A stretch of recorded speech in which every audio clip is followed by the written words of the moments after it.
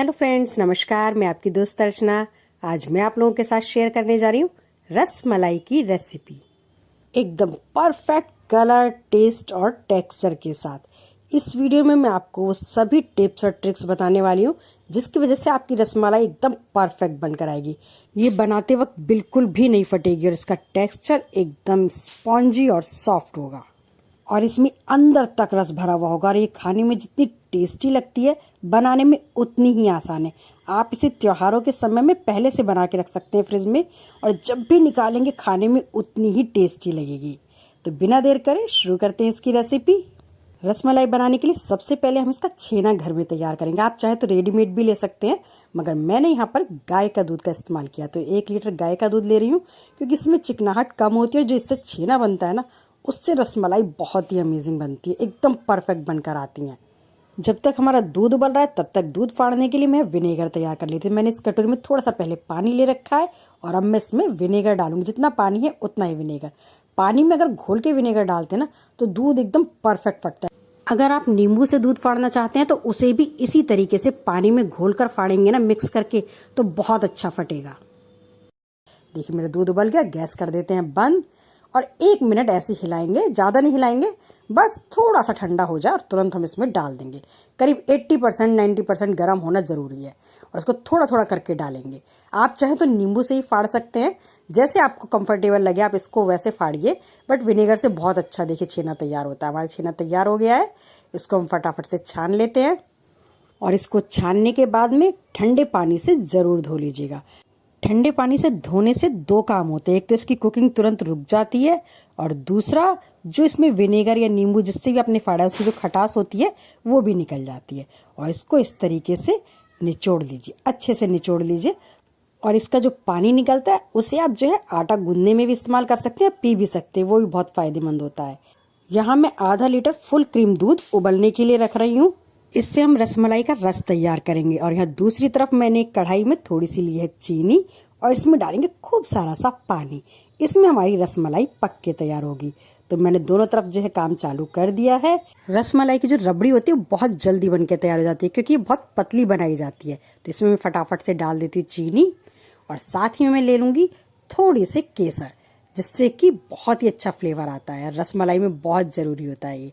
और साथ में मैंने ले लिए थोड़ी सी छोटी इलायची। इनको मैं क्रश करके इसमें डालूंगी क्योंकि इसका जो फ्लेवर है, इसकी जो खुशबू आती है वो रसमलाई में जान डाल देती है।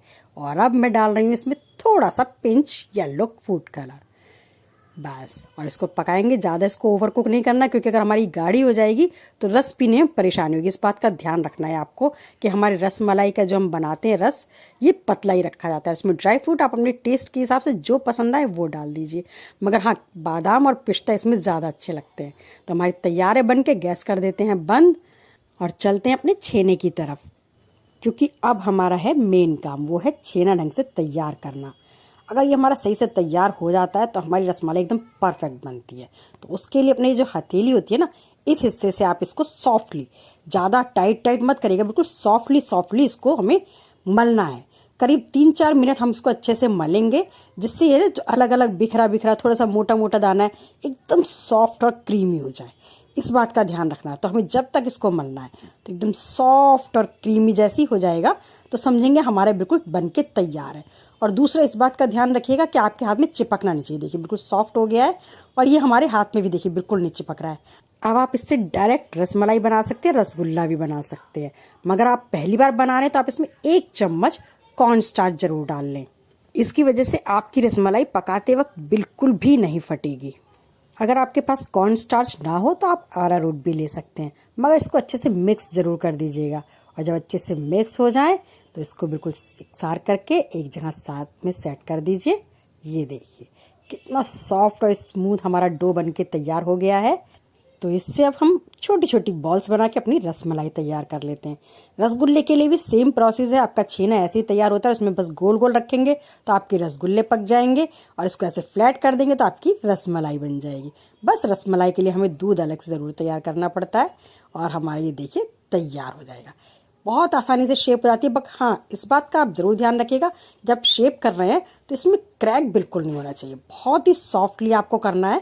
आप चाहें तो पहले सारी एक साथ बॉल बना के रख लीजिए, ऐसे छोटी छोटी सी गोल, ताकि आपको साइज़ में आपको परेशानी ना हो, एक से आपकी बन के तैयार हो जाए। और फिर इसको फ्लैट कर दीजिए बिल्कुल इस तरीके से, बिल्कुल सॉफ्टली, बस क्रैक बिल्कुल मत आने दीजिए। और हमारी देखिए सारी बन के तैयार हो चुकी हैं। और हाँ, एक बात और ध्यान रखिएगा, आपको जितनी बड़ी रसमलाई चाहिए उसकी आधी बॉल लीजिएगा, क्योंकि जो फूल के लगभग दोगुनी तो हो ही जाती है पकाते वक्त। तो हमारे बॉल्स भी तैयार है। उधर जो हमारा पानी है वो भी हमारा उबल चुका है, क्योंकि हमें उबलते हुए पानी में डालनी होती है। तो देखिए हम अपनी सारी रसमलाई एक एक करके इस चीनी पानी वाले घोल में डाल देंगे पकने के लिए। हाँ, इस बात का जरूर ध्यान रखिएगा, आप जिस बर्तन में भी रख रहे हैं ना घोल बनाने के लिए चीनी पानी का, वो कढ़ाई आपकी बड़ी होनी चाहिए। भगोन आप जो भी लें थोड़ा बड़ा होना चाहिए, क्योंकि हमारी फूल के जस्ट डबल होंगी तो स्पेस भी तो होना चाहिए। और इसको ढक के पूरे 10 मिनट के लिए रखेंगे। 10 मिनट में हमारी पक्के तैयार हो जाएंगी। और आप देख पा रहे होंगे फूल के जस्ट डबल हो चुकी हैं और 10 मिनट भी पूरे हो चुके हैं। तो क्यों ना इस ढक्कन को हटाया जाए और चेक कर लिया जाए अपनी रसमलाई को। एकदम बढ़िया पक्के तैयार हुई हैं। गैस कर देते हैं बंद और इनको निकाल लेते हैं। तो एक एक को हम इस तरीके से रस को निचोड़ के इसका निकालेंगे इस तरीके से। अगर आपका रस बन के तैयार है रसमलाई वाला दूध, तो आप डायरेक्ट उसमें डाल सकते हैं। अगर आपका दूध तैयार नहीं, आपको इसको रखना है, तो आप जिस बर्तन में भी रखेंगे उस बर्तन में पहले थोड़ी सी बर्फ डाल लीजिए, फिर यही वाला रस डाल के फिर उसमें रसमलाई रखिएगा जो बनी हुई है आपकी, जिससे कि एकदम से कुकिंग भी रुक जाएगी इनकी और एक्स्ट्रा कुकिंग भी नहीं होगी और ये सेफ रस में पड़ी हुई भी रहेंगी। अब मेरी तो तैयार है दूध, तो मैंने इसको फटाफट डिश में निकाल लिया और जो मेरा तैयार दूध है वो मैं इसके ऊपर डाल देती हूँ। तो देखा आपने कितनी आसान रेसिपी बहुत जल्दी बन के तैयार हो जाती है। और इस तरीके से आप रस में डुबो के अपनी रसमलाई को रखिएगा जब तक कि बिल्कुल पूरी तरह ठंडी ना हो जाए। फिर उसका फ्रिज में इसको सेव करके रखिएगा करीब 3-4 घंटे के लिए, और उसके बाद ही हम इसको इस्तेमाल के लिए निकालेंगे। लगभग 4-5 घंटे हो चुके हैं, तो अपनी रसमलाई भी चेक कर लेते हैं।